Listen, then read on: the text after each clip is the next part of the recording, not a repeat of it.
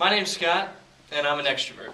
And Susan Cain says on page 171 of her book Quiet that extroverts tend to be reward-seeking people, but that every human has his or her own approach tendencies and avoidance tendencies, and sometimes the combination differs depending on the situation. And also on page 171 it talks about a list of how you can see if you are a reward-oriented person or a threat-oriented person.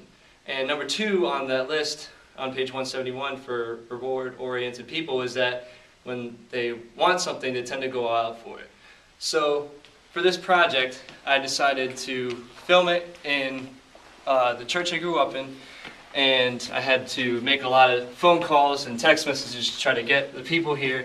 But the thing is that no place knows me better than this place does, and no people know me better than these people do. So that was really the most fitting. In this picture, I was probably 4 years old. And even back then, I wanted the attention of everybody in the room. I would start games, and I would be the leader of those games, and I would pretty much do whatever it took to make sure everybody was looking at me. Then I got a little bit older. I turned 7, and everything that I learned about getting attention as a 4-year-old got amplified. I did things that even I knew were annoying for attention.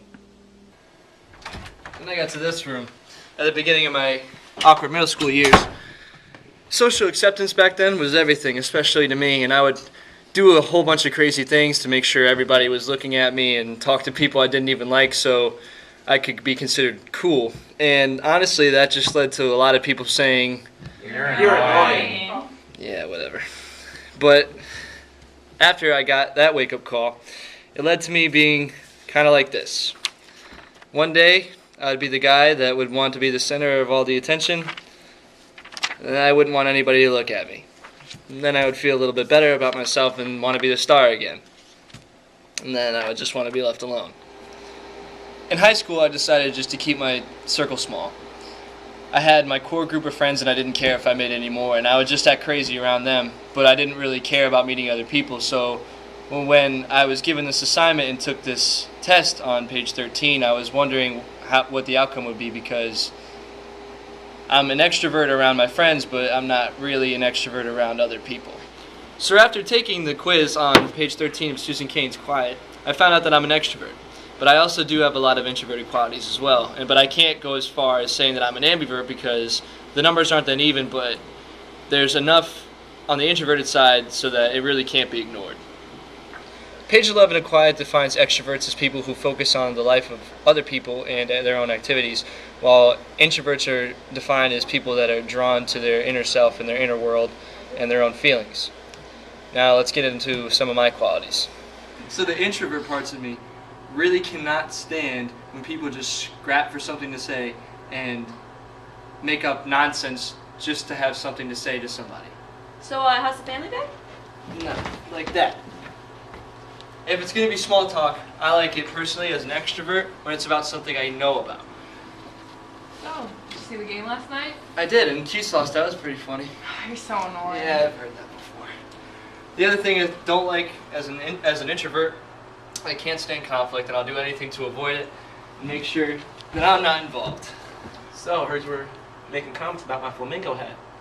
What else? What's up, man? You got a problem? All right, no, yeah. nope. What's up? Don't sit back down. No. Oh, okay. Yes. Bottom line is that I am an extrovert at heart. And like Cain says, extroverts are the type of people that can bring light to your dinner parties by doing crazy stuff like this. Let's go!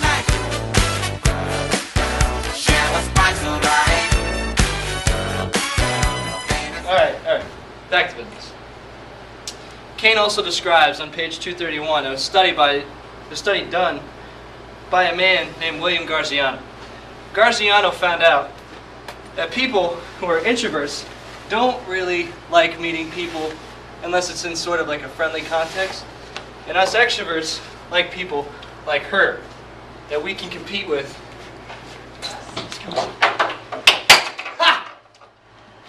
I chose communications as my major because it was something that really fascinated me, and I chose journalism because my dream job would be to become a sports broadcaster, because as I showed you earlier, in kind of a corny example, I don't like small talk, but I really do like talking about things that I know a lot about, and sports is a thing that I know a ton about.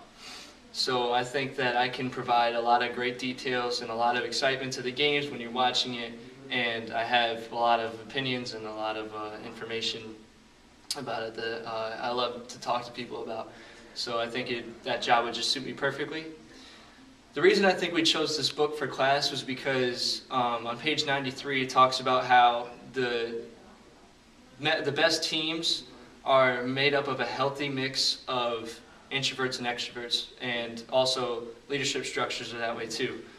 Whether we like it or not, we're going to have to meet people and work with people of all different kinds of personalities, and working in groups is a really important part of that, and I love working in groups as an extrovert. That's why I got all these people here to come and do this. But the reason that it came out the way it did was because a lot of people of a lot of different personalities, introverts and extroverts, came together to help make it what it was.